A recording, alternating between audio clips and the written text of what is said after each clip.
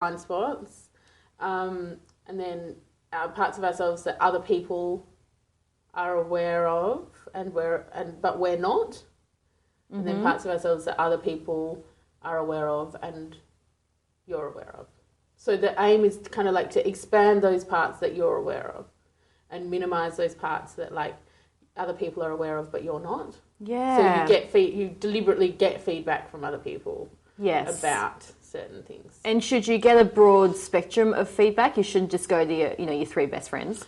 Oh, I mean, look, it depends what you're thinking about. Do you know what I mean? Like, yeah. If you're wanting, I think if you're deliberately working on an aspect of yourself, and those 3 best friends are people that are going to be able to give you the best picture of that, then they're the ones to ask. Do you ever? But, do you know what I mean? Like, yeah. Or if it's at work, if it's something about work, then obviously, like, probably your boss and the people that you report to are going to be the people that you ask. But and your best friends are not going to be those people because they're just going to go, oh, they're just stupid. Do you know? Yeah. Do you ever think about how you can't ever possibly know how other people know you, and does that blow your mind? Like, how do people think about us, and what impressions do we give, and what do we like to be around? We will never know. No. Oh, it blows my mind. But aren't you grateful for that? I would want to know if I'm the kind of person that, like, what, some of those things that aren't my best qualities, what do other people experience that, and how, and, they're like, oh, Joni's that sort of person that does this, or, oh, I don't like when she says that, it makes me think, we're never going to know that stuff. No. Maybe, but then, really. but I think that, I'm getting a bit deep, aren't we? Okay. I think that's okay. But the other one that I've been talking about lately is that Myers-Briggs one. Oh, the personality test? Yeah. And I think that these things are useful, but they're not it's more of a starting point.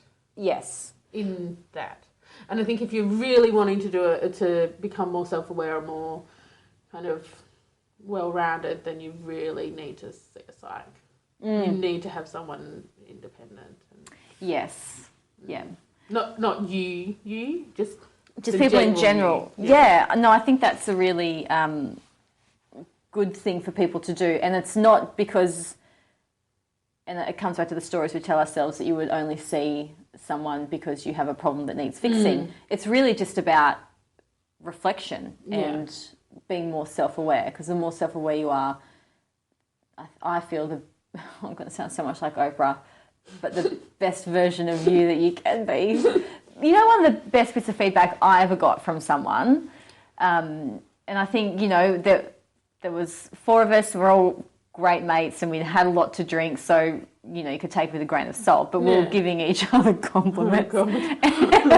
And she said that I was the sort of person who, when I said I wanted to do something or change something, I actually put effort in and tried to be a better version of myself. Yeah, that's great feedback. I know. I was like, fuck, that is like my life goal. Yeah. And someone else has said that I'm doing that, so I must be on point. Yeah. That's like validation. Yeah. Yeah. Because I don't want to be that person that just says, oh yeah, I'd like to be better at that and I want to do that, but then never actually do it. Yeah. I think maybe going back to the Johari window thing as well. God, we're so deaths on the self-help trip today in this episode. But anyway, the Johari window, you have to be very intentional about what feedback you're asking for. Yeah, you can't just go to someone and say, can you give me some feedback about myself? Okay. You have to kind of be looking for something. So it's best to apply it to a context in your life. Yeah, I think so. Like work or relationships, because or otherwise whatever. Someone might be in a bad mood and just be like, well, actually, you're a bit of a bitch. Do you know? No, definitely. Or something that is really small and doesn't really matter, and then they're just going to go, oh, well, actually, I hate it when you do this. And then actually it's not really that big a deal for them, just because they're in a bad mood that they... Yeah, because nothing is real. And then all of a sudden you're just getting panicky about this tiny little thing you do, and it blows out of proportion. Yeah, true. My next rule for adulthood is be curious. Yep. I think that's one of my favourite values. Be curious, not furious? I've never heard that. Be curious, not furious. Yeah, maybe. I just think it's really important to genuinely be interested in all sorts of things. And I think, working with people, too often we come from a point of being the expert and going, do this, do that. Why are you doing that? I don't understand. Rather than just going, tell me why you do that, and genuinely being interested in the answer in other people's lives. It's about understanding people better. Yeah. Yeah. Do you have anything to add to that? Well, no, because if you understand other people better, you understand yourself better, and you just generally kinder, really. Yeah. I always think about that as in be curious, not furious, which kind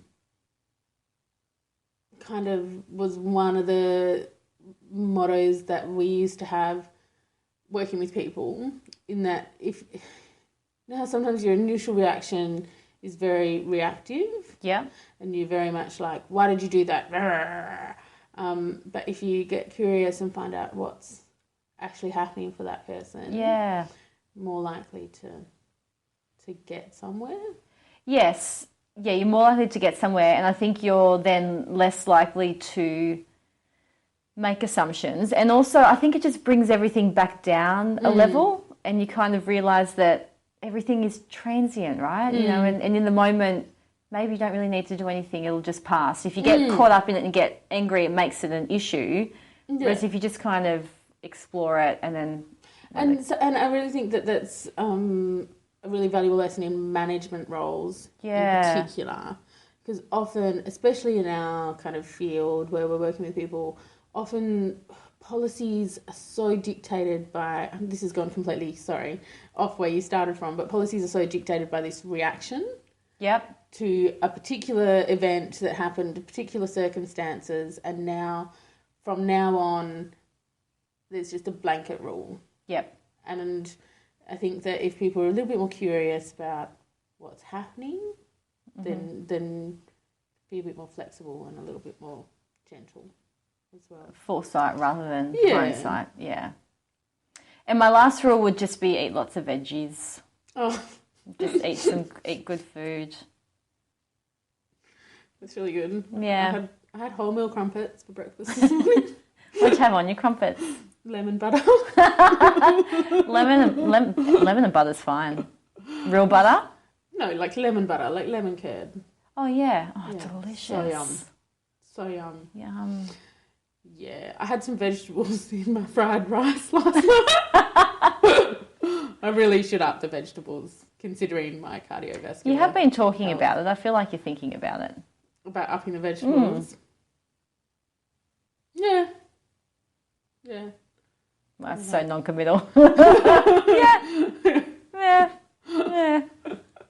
Gotta get my life in a bit more order. What a better place to start than just with vegetables. Maybe. So simple. Don't have to argue about it. Yeah. So, do you know what? I think we're making progress. I think adulthood is definitely We're getting better at it. Yeah. Can I finish with a quote from Oprah? Yes, please. So up until I listened to this podcast, I feel like I didn't really understand Oprah or appreciate her. But this podcast called Making Oprah, it's in 3 parts. So the first one looks at when she became famous, and then it was the 90s, and then it was the 2000s, and when she finished the show. Yeah. And she's on the podcast and she talks about it, and she speaks very well, and obviously she's a very wise woman. She's in her 60s now, so she's got lots of life behind her. And I have actually just forgotten where I was going with that, but I'm searching my brain and it's coming back to me. So the question that they asked her was, what's the best thing about being her age? And she explained it in a way that I hadn't heard before. So she said, you're obviously more aware that you've got less life in front of you, but what that does is really galvanise the time that you have now. Okay. So you are able to be more present and more aware, because time feels like a more finite resource. Yeah. And it's like if you were in the desert and you had a bucket of water, you would be so aware of what you do with that water. And every time you had a bit to drink or wash something, you would just really appreciate. And the water analogy is mine, by the way. How good is it? Oh, amazing. Really? This is Yeah, I amazing. know. Yeah, the Oh, more wow, thing I'm so just came to impressed me.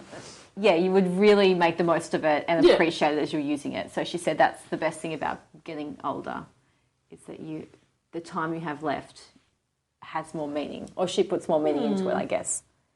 I like that. Yeah, so you might only be halfway to old age, but I'm exactly half the age of one of the doctors I work with.